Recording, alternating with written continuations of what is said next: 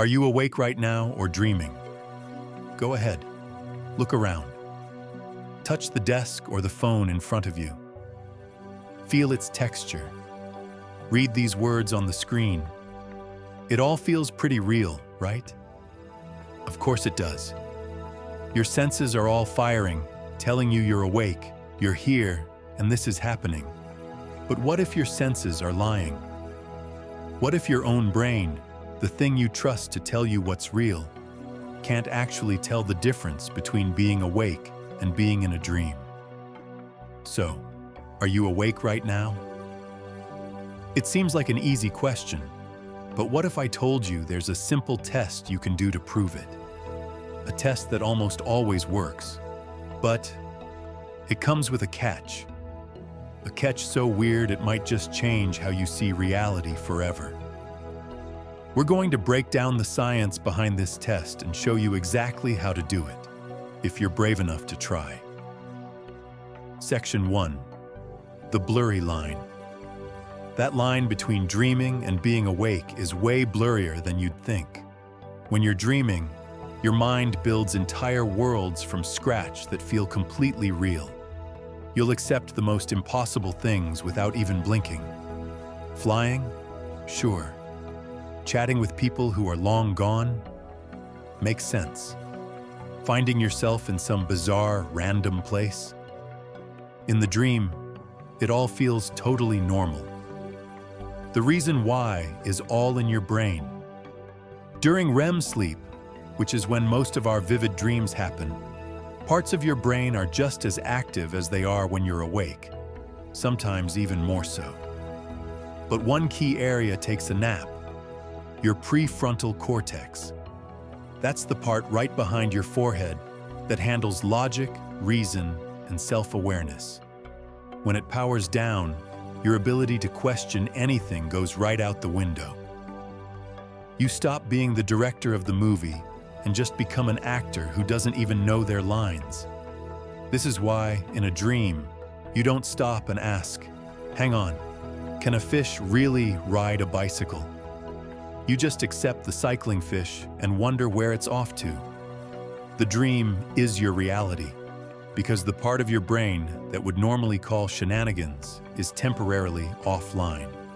It feels real until you wake up, when your logic reboots and you can finally see how absurd it all was. But that brings up a pretty terrifying question. How can you be 100% sure you've actually woken up? Section 2. The science of the reality check. That's where the idea of a reality check comes into play. A reality check is a quick little action you do during the day to consciously confirm that you are, in fact, awake. The point isn't just to feel grounded in the moment, but to build a powerful habit. The theory is, if you do these checks enough when you're awake, you'll eventually start doing them in your dreams. And when you finally do a reality check inside a dream, something impossible usually happens. And that moment of impossibility is like a light switch that flips on your awareness. This jolt can trigger what's known as a dream-initiated lucid dream, or DILD, where you suddenly realize you're dreaming while you're still in the dream. Scientifically, what you're really doing is training your metacognition, your awareness of your own awareness, by repeatedly asking, "Is this real?" You're giving your prefrontal cortex a little workout, strengthening its ability to stay online, even when the rest of your brain is deep asleep. It's like building a secret back door into your own subconscious, leaving a trail of breadcrumbs from the waking world into the dream world, so you can find your way back to consciousness without actually waking up. Section 3. The ultimate test. Step by step. So how do you do it? There are a few proven reality checks, and they all work by exploiting rules that the dream world loves to break. It's a good idea to combine a couple of them just to be sure. First up, and maybe the most famous, is the nose pinch test. Go on, do it right now. Pinch your nose shut and try to breathe in. You can't, obviously. Your airway is blocked.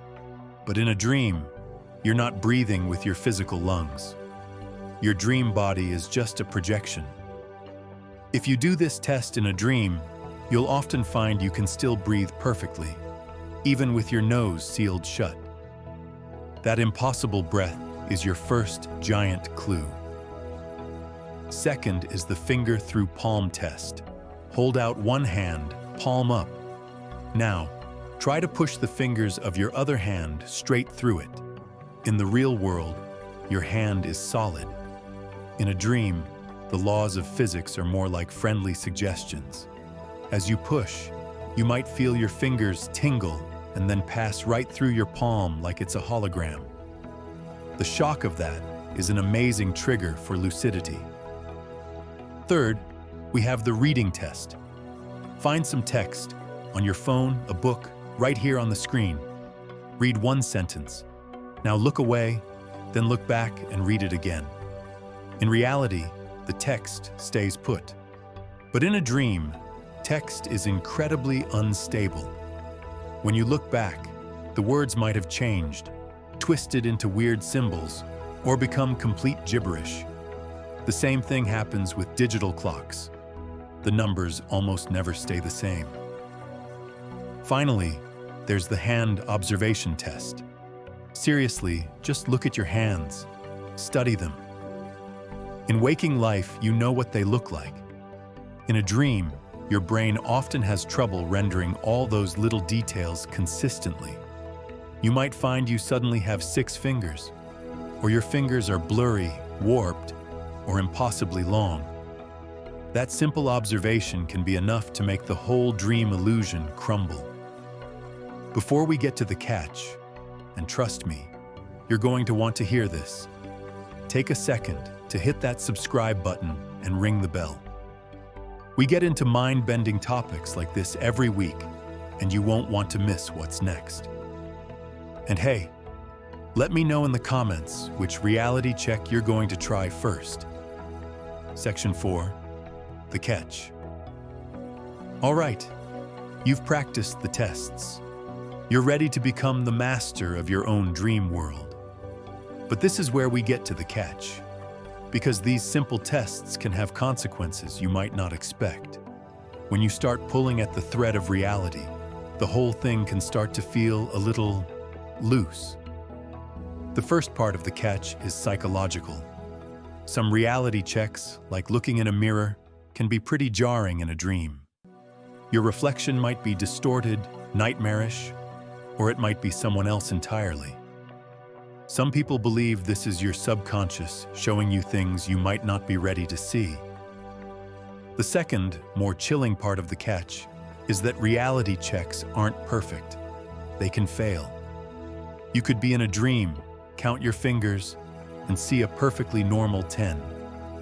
You might try to push your finger through your palm and find it stubbornly solid.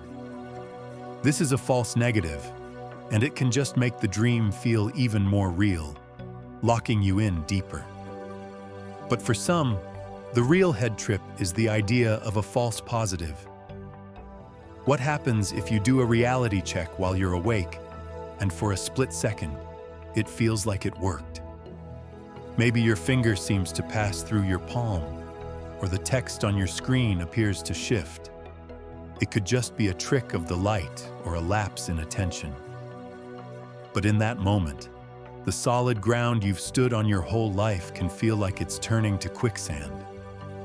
The very act of constantly questioning reality can, for some people, introduce a permanent seed of doubt. You might start asking yourself, am I really awake, or just in a very convincing dream that's passing all my tests? This is the ultimate catch. This perspective suggests that the test isn't just a fun trick. It's a fundamental change in how you relate to the world.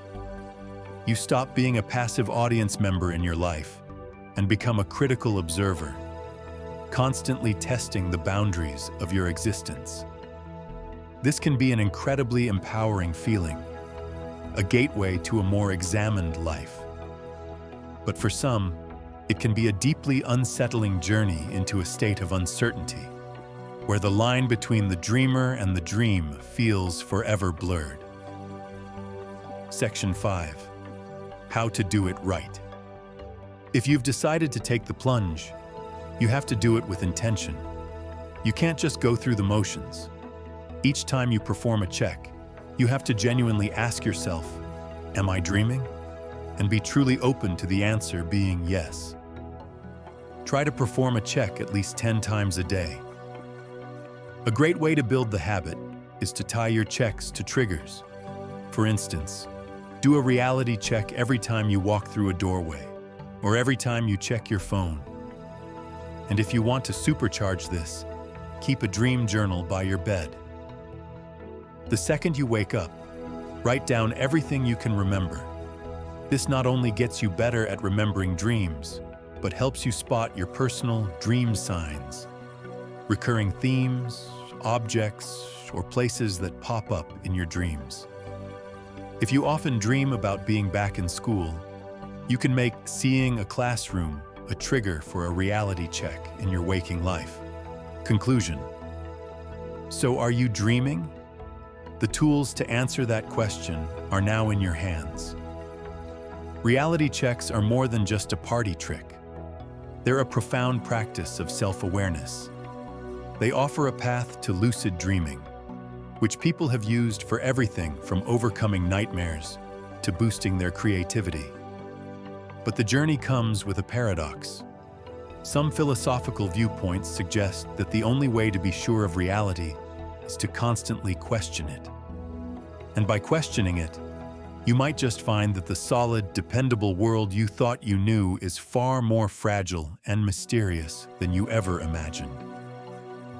So the next time you find yourself wondering, is this real? Maybe the answer doesn't matter as much as the question itself. After all, what if you just dreamed this whole video?